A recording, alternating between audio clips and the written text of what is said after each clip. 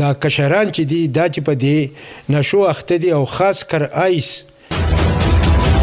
او ډي سي سواد دا راته ویلي وو چې تاسو زیات نوجوانان چې دي دا بچي دا د نشو نه خلاص کوي. بوډاګان خو اخته شوي دي، هغه خو مریضان شوي دي. په بچو باندې چې ټوپک ولا ورکو نو سبا به په جیل کې پروت دي. بسم الله الرحمن الرحیم. قدرمندو کتونکو، زمونږه د دغه مهم دغه لړۍ روانه شوې ده.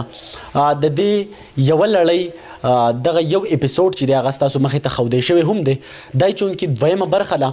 په دویمه برخه کې را سره په پروګرام کې میلمه دی فضل احد لالاجی.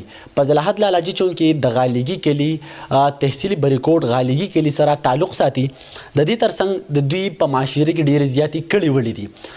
دوی همیشه هغه کوشش کړی دی چې په معاشره کې اصلاح راشي او هر قسمه فساد جګړې چې دی هغه ختم شي.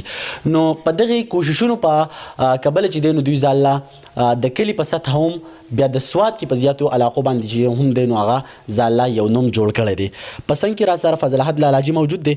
فضل احد لالاجي چونکې د قومي اصلاحي تحریک پاکستان ډیویژنل کمینر هم دی، د دې ترڅنګ د انټي نارکاټکس چیرمین هم دی د تحصیلي بریکوټ، د دې ترڅنګ د PLC یعنی د پبلک لیزان کونسل چیرمین هم د تحصیلي بریکوټ دی. نو یقینا زمونږه دا مهم چې دی دا هم د دې سره ډیر زیات ریلیټډ دی او دوی دغه حالات چې دی هغه ډیر زیات ته نږدې نه ګوري او په دې کې چې دی نو دننه کار هم کوي. نو یقینا زمونږه د دغه پروګرام دپاره دوی جوړ چې دی هغه میلمه دی. د دوی سره مو میلاو او دغه خبرې چې دی هغه به دوی سره هم شیر کوو. لالاجي د ټولو ناول خو تاسو ته پروګرام کې هرکلی وایو او شکریا مو ادا کوو. د ټولو ناول راته دا وایي لالاجي که مونږ وګورو نو زمونږه معاشره یو ښه معاشره به مونږ ورته وایو، د پښتو معاشره ده، د ثقافت سره ریلیټډ معاشره ده.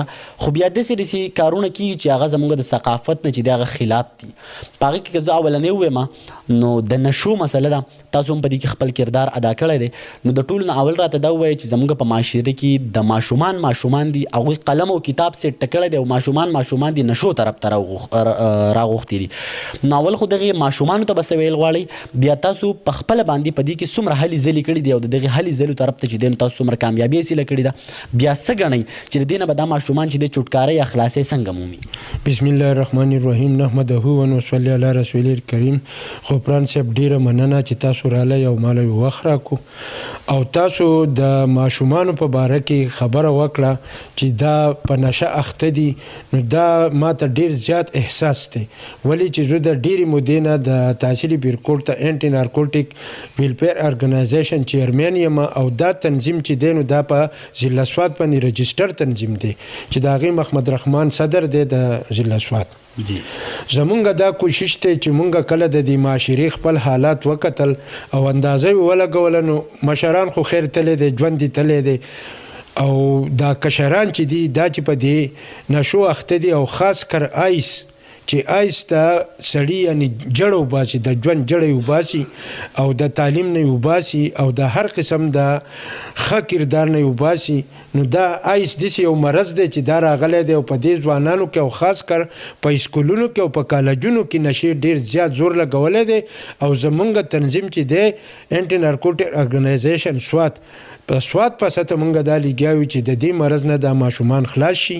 ولې ماشومان چې په نشه اخته شي نو نافرمانه هم شي، ډاکوان هم شي، مریضان هم شي، قاتلان هم شي، هر نمونه خرابي چې دا په ماشومانو کې پیدا شي. او د دې ماشومانو بنیادی جړ څه دی؟ منشیات، نشه او خاص کر آیس. نن سبا چې آیس دي په دې باندې مونږ ډېر میټینګونه کړي دي. د مونږ اوس په DSP صاحب چې دی د بیرکوټ سرکل د احسان الله خان سره، د دې نماینه د باچا حضرت سره، د دې نماینه د حبیب الله خان سره او د سوات په سطح د ډیویژن په سطح زمونږ هم د انټي نارکوټیک فورس ته انټي نارکوټیک یوت یو مونږ جوړ کړی دی چې د تحصیلي بریکوټ فاروق شاه د هغې د یوت صدر دی. نو زه درته دا وایم چې مونږ په دې کې د DC سوات سره هم ملاقات کړی او DC سوات دا راته ویلي وو چې تاسو زیات نوجوانان چې دي دا بچي دا د نشو نه خلاص کوي. بوډاګان خو اخته شوي دي، هغه خو مریضان شوي دي، هغه به یا پرېږدي یا نه پرېږدي. په هغو ځان ډېر مه کړوئ، هغه خو که اوس نشه پرېږدي مري خو داسې کار وکړئ دا بچي چې د 10 کالو نه واله تر 30 ساله پورې یا د 40 ساله پورې که دا بچي بچ کړل نو انشاءالله د سوات معاشره به ډېره ښه شي. لالاجي مور پلار له پکې څه کردار ادا کول پکار دي ستاسو په خیال؟ مور پلار له پکې دا کردار پکار دي د بچو دپاره چې ولې بچی چې پیدا شي نو مور و پلار یې له اول د کاله دوه بیا اخر سکول ته روان شي. خو زمونږ مور و پلار چې دي نو ډېر زیات لاپرواهي کوي. د بچي نه دا تپوس نه کوي چې ستا سره دا پیسې د کوم ځای نه رالي. د بچي نه دا تپوس نه کوي چې تو د چا په مجلس کې ناستې د چا سره دې لین دی دوستان دي څوک دي. د دې نه علاوه د بچي نه دا سوال نه کوي چې تو دا موبایل ولې ګرځئ. زه درته وایم د نن زمانې غټ بنیادی یعنی خرابی چې دا هغه د موبایل ده. لالاجي بله خبره دا چې که مونږ وګورو نو تاسو د موبایل خبره وکړه هم په خپلو خبرو کې که مونږ وګورو چې نو زمونږ معاشره چې دی یا زمونږ ځوانان چې دی نوی کول چې دی د موبایل ډېر خرابۍ طرف ته په ډېرو وجو سره روان کړي دي. خو یوه وجه پکې دا چې زمونږ د پښتو چې کم ډرامې او فلمونه زمونږ پښتون قوم ته مخې ته راځي نو د هغې نه هم ډېره غلطه زده کړه کوي. په دغې حواله به څه ویل غواړئ؟ په دې حواله د سره زه غفران صاحب دا خبره کومه چې ما تاسو ته ووایي چې موبایل خو ډېره غټه یعنې خرابي پیدا کوي. خو دا سوشل میډیا نه ده مونږ یې تباه کړو په شرمونو یې وشرمولو. په موبایل کې هر سړی پروګرامونه ګوري چې په هغې کې لغړ پروګرامونه راځي غلاګانې راځي ډاکې راځي ډانسونه راځي. نو زه درته وایم چې پښتون معاشره چې ده نو دا یې تباه کړه. زمونږ دا تهذیب نه دی. زمونږ ماشومانو ته ټوپک ښیي په ډرامه کې ټیک ته جی په فلم کې زموږ د پښتو په ډرامه کې موږ ته ټوپک ښیي موږ ته دښمني ښیي موږ ته دا شیزونه را پروموټ کوي حالانکې موږ ته زموږ کلچر ډېر زیات کم را پروموټ کوي. دا حقیقت دی چې زه درته وایم چې زه په خپله هر پښتون لګي چې دا جنگ ببر فلم ګوري ډرامه ګوري نو فخر پې کوي. خو زه درته وایم دا فخر نه دی دا زمونږ بدقسمتي ده. مونږ خپل کلچر چې دی په انساني تهذیب کې ساتل پکار دي. مونږ له خپل کلچر جنگ جګړه ټوپک تماچا ډز ډوز دا نه دی پکار. مونږ پښتون معاشره یې تباه کړه. مونږ دا کلچر نه دی زمونږ خو ډېر ښکلی د حیا د عزت د درناوي کلچر دی. یوه خبره بله کومه چې که مونږ وګورو زمونږ په معاشره کې د جینکو تعلیم ته چې دی هغې ته ډېره زیاته توجه نه ورکړی کېږي. د هغې وجه دا ده چې زیات پلاران وایي چې زموږ په معاشره کې چې دی نو د جینکو د تعلیم دومره ضرورت نشته. د دغې نه چې دی نو زیاتې ماشومان چې دی د تعلیم نه محرومه پاتې شي. څه ګڼئ جینۍ چې تعلیم وکړي یا په کور کې ناسته د چا خور تعلیم وکړي دغه معاشره کې ځان له یو نوم جوړولی شي او د معاشرې له ترقي ورکولی شي؟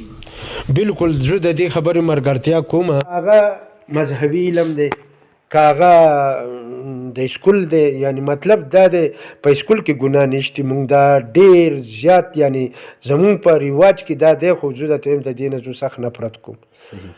بچو له تعلیم پکار دی که هغه نر دی او که ښځه ده که جینۍ ده او که هلک دی.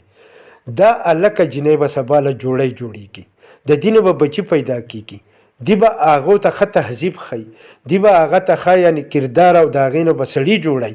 کیدای شي چې د هغو بچي سبا له ډاکټران جوړ شي د هغو بچي عالمان جوړ شي د هغو بچي ګورنران صدران یعنې نن بچي څه پته لګي چې سبا د نه څه جوړېږي. او که تعلیم یافته مور و پلارو نو خپل بچي ته به سړیتوب ښیي او د هغه نه به غټ افسر جوړېږي او د دې قوم لیډر به ترې جوړېږي. ډېره مهرباني ستاسو د وخت راکولو. دا و په زلحد لالاجي چې ستاسو سره خپلې قیمتي خبرې شریکې کړې یقینا ډېرې زیاتې ښایسته خبرې لالاجي وکړې. زموږ د دې مهم مقصد هم دغه دی چې دغه خبرې تاسو ته وړاندې شي او په معاشره کې د دغې خبرو د وجې نه په چا نه چا کې